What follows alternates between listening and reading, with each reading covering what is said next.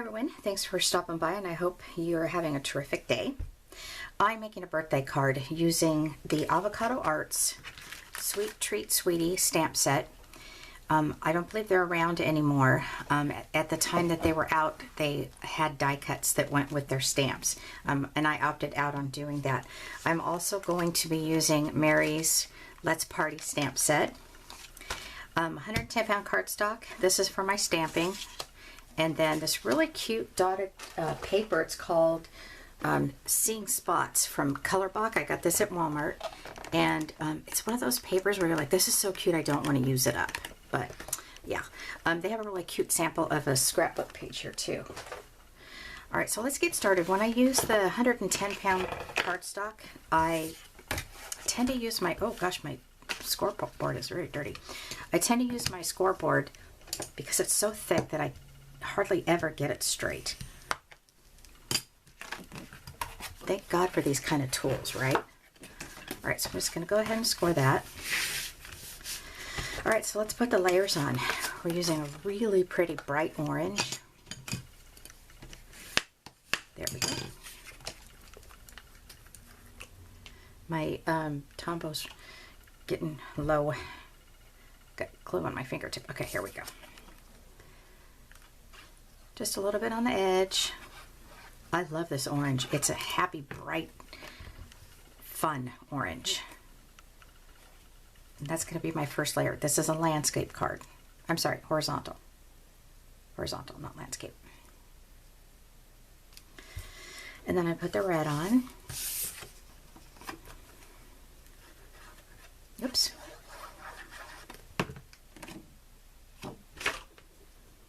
I gotta slow down, I'm rushing. I always make mistakes when I get in a hurry or I drop things. I don't know if you guys do that. My sons are always telling me, Mom, slow down. That's why you're dropping things. You need to slow down. They're so cute. And then this one's gonna go on the top. Okay, let's set that aside. Let's get our stamping done. All right, get out my Misty. Oh, let's go ahead and stamp the inside of the card. Well, that's drying. I should have done that before I put the stuff on top. And for some reason, I just do that all the time. You would think I would learn. I'm going to use Celebrate. Right like this.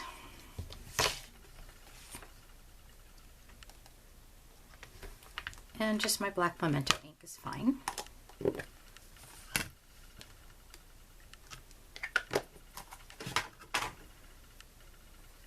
That I don't want on my card. I don't know if you guys could see that. I stamped on the acrylic part, or plastic, I guess that is. Done. Okay, that's the inside the card and the top. Now, we're going to do the things that we're going to be cutting out, which is the jar. Now, this jar, yeah, I've used maybe once or twice, right?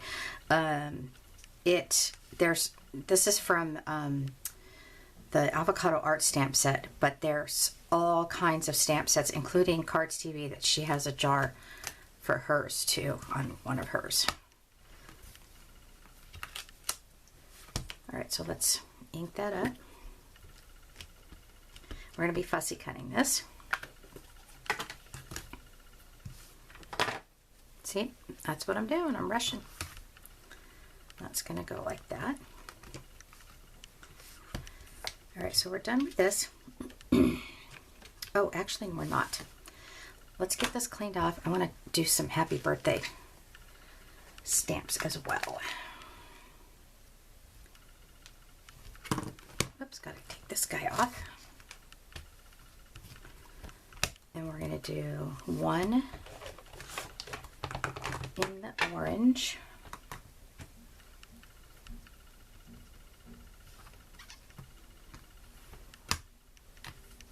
This is pigment ink. It'll take a little bit longer to dry. One in the blue. I'm just going to bring that down to about right here because I'm going to be cutting these out. And they don't need to be straight right now. If you're thinking, oh no, that's not straight, that's okay. My stamp's wet. It's moving around. and then one in the yellow.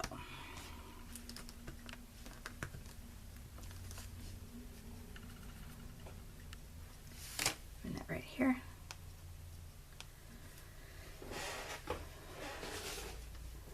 And drop that down. Oh, that's not what I wanted to do. Wow. I need to have another cup of coffee. It's early in the morning. Yeah, I decided to integrate some yellow into this. There's a lot of blue and orange, and so I'll do that.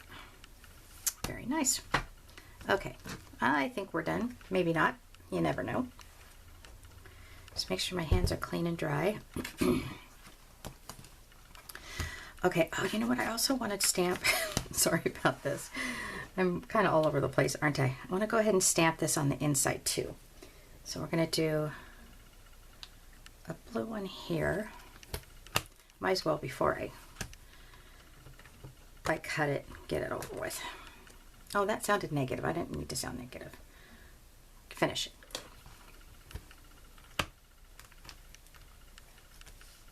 Okay, I double checked that one. It didn't look like it stamped very well. And then I'm going to do, oh, let's do an orange one right here. Yeah, so the idea here is to, my Misty is wet, that's why it's not sticking, is to look like the happy birthdays are, I need to dry this, happy birthdays are spilling out of the jar. That's the idea. Ah, there we go. And that one's going to be in the orange.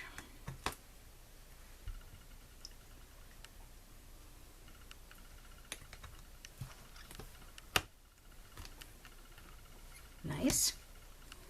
Maybe I won't wet this one so much this time. And then let's do some red. Let's put some red in there. I guess about right here would be fun.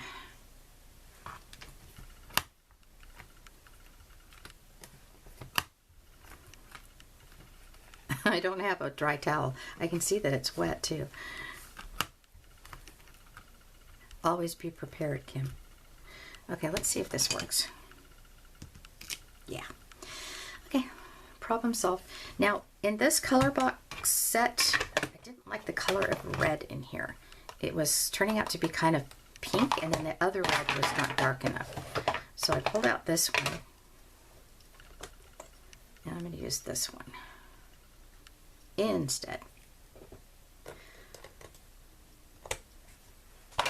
Got ink all over my fingers, which is not good. I do not want to get that on my card. And, oh no, I think it would be fun to go just like that. Okay, I took a chance. It worked out. Yay. All right, now I think we're ready to cut. Double checking my fingers here. Keep that aside. Okay, here we go. So we're going to fussy cut this. And we're going to use the Copic marker to ink around it. Now I find it easier to try not to work around the bigger part of the paper. So I kind of cut it out a little bit before. And I saw this technique years ago where you move your scissors up and down to do the cutting, but you actually move your paper. And for me, it took practice. Because I wanted to, you know, sit there and cut the whole time with my scissors. Yeah, I'm a huge fan of mason jars. I know a couple people that are like that too, which I won't mention any names because you know who you are. I actually went, before we were underneath the quarantine, I was at Michael's and I just bought a whole bunch of these jars because I had a coupon. So now I got to figure out something to do with them. That's how crazy I am about jars. There's lots of projects out there. Okay, so I'm just going to take the red, the thicker part of the Copic. This is R27. And I'm going to come around it like this.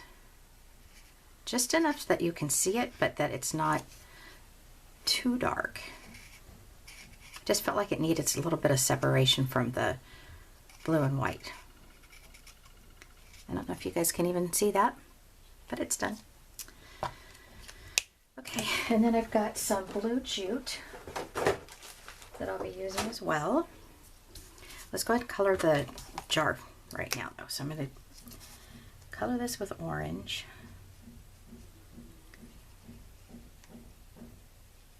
I don't know if my video is picking up hammering noise.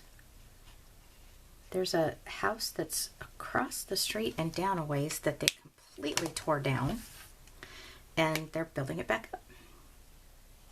So that's what they're doing. I'm going to go ahead and color the top of the jar too. And then we'll put the jute on. I'm going to use my 1/8 inch score tape to hold it down. I'm going to go just a little bit under so you can still see the orange. And we'll peel that off. I'm putting the score tape down to hold the jute.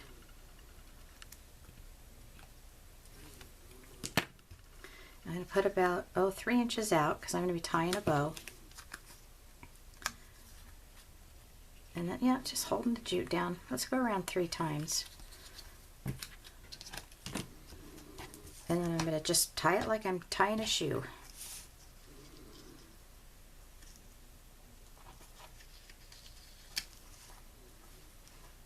And then we're going to do a bow. Now, if you're like me and you don't do very good bows, you could go ahead and tie this in a knot and then use like a bow maker. Or if you do the bow to the side or whatever, you know, that's fine too. It helps if the string is long enough. I think I should have probably cut it 4 inches, but I think I got it. All right, good. Now that is going to go crooked like that, but I'm going to pop it up. I got a little piece here.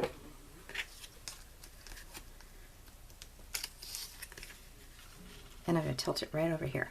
Okay, then we have these guys. And I'm going to do this one first. So I'm just going to cut it like this, and then I'll correct it as I need to.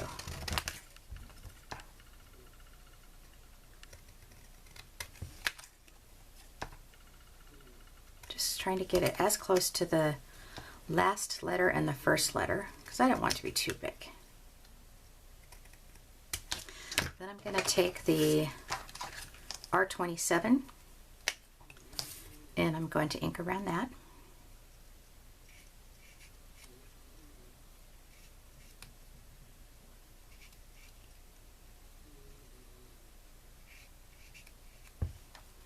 And I'm going to use a pop-up for that.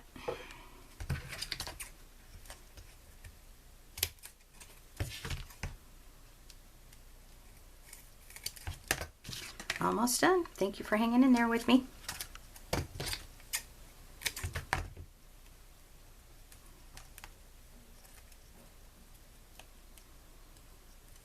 So we're in the, I'm filming this video in May of 2020, and we're still on the stay-at-home order.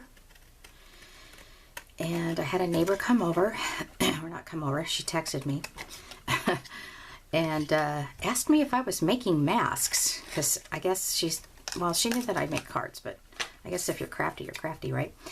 And I said, sure, I'll make you a mask. Well, the word got out, so I'm very blessed that I'm helping my community.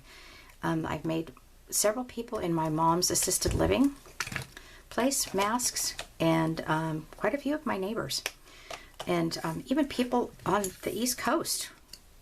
So super cool. Check out my blog. If you want a mask, you can pick out the fabric and do what I can do for you. Okay, so I'm going to use the orange. Oh, I didn't want that tip. I wanted the big one. And I'm going to do the same thing.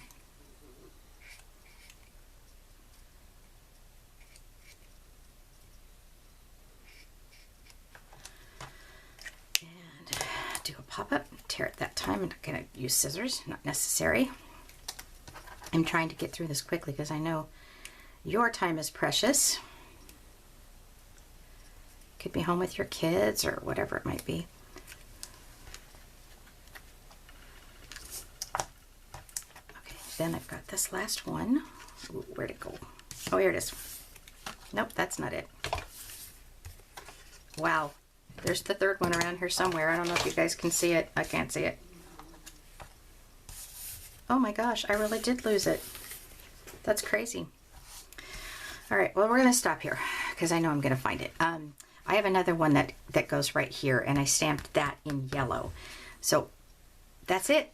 That's the card. Oh, I want to do the inside with the cupcake. My friend Joan, she does her cards where she decorates the inside. So that's where I came up with this idea. So I got the cupcake, this from Avocado Arts. And I'm going to do the edge so I don't get that black ink on the rest of the acrylic block.